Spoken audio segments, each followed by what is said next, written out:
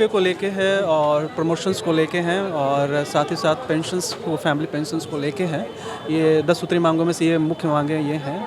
और चूँकि हम लोग कई साल से हैं और सरकार के लिए तो हम लोग काम करते ही हैं और तन्मय से काम करते हैं, पूरे दिल से काम करते हैं। तो हम लोग सरकार को भी देखना होगा कि हमारे जो कर्मचारी संवर्ग है उनकी क्या स्थिति है और एक जायज़ मांग है, सुनना चाहिए सरकार को और जो भी होगा हम लोग देखते हैं क्या इसमें आ सकता है। शांतिपूर्वक तो अभी भी और पहले भी है, आगे भी रहेगा।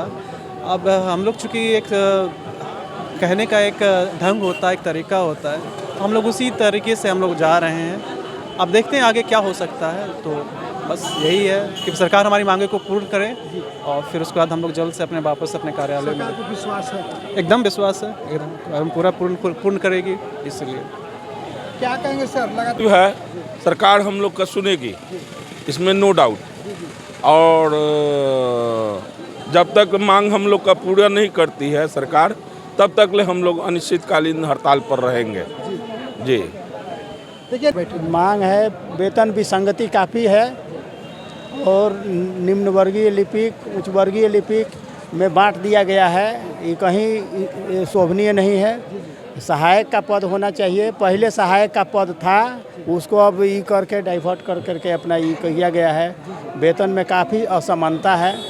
लेखा लिपिक का पद है, उसको कोट वोट करके उन लोग को बहुत वेतन दे दिया गया। अब एक निम्न वर्गीय लिपिक को 1900 रुपया वेतनमान में दिया जा रहा है, काफ़ी कम है। उससे परिवार का गुजर बसर करने में काफ़ी लोगों को कठिनाइयों का सामना करना पड़ रहा है। सरकार से मांग है कि वो जो है चिकित्सा प्रतिपूर्ति वो सब की व्यवस्था की जाए। यही मुख्य मांग है। ये 10 सूत्री मांग हम लोग का है।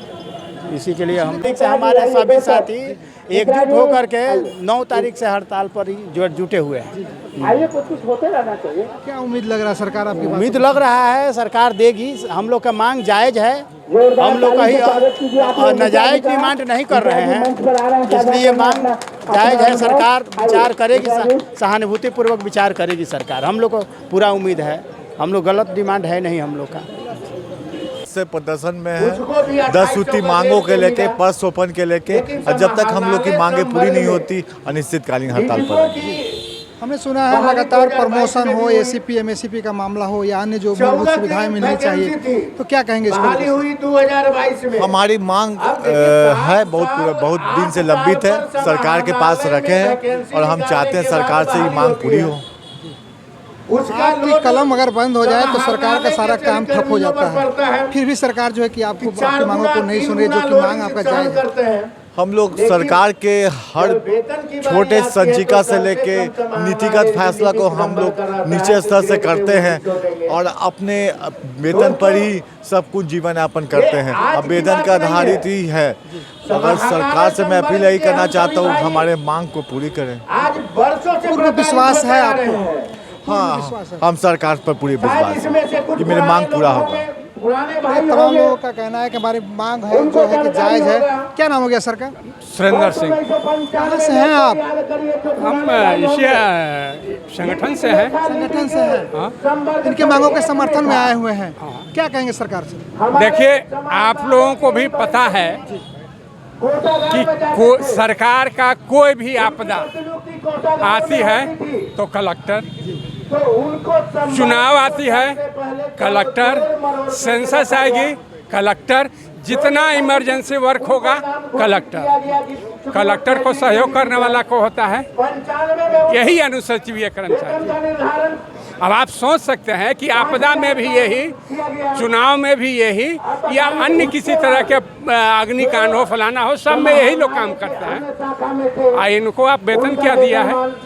1900 ग्रेड पे। इसके नीचे एक और ग्रेड पे है 1800 जो अनुसेवियों के लिए है।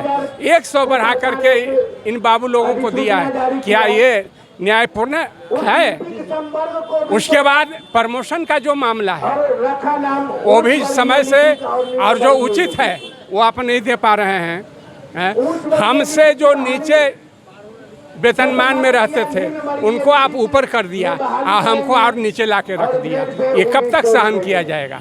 इसीलिए ये हड़ताल जारी है और सरकार को झुकना पड़ेगा। जब तक सरकार झुकेगी नहीं, ये हड़ताल जारी रहेगा और अंतिम सांस तक संघर्ष चलेगा।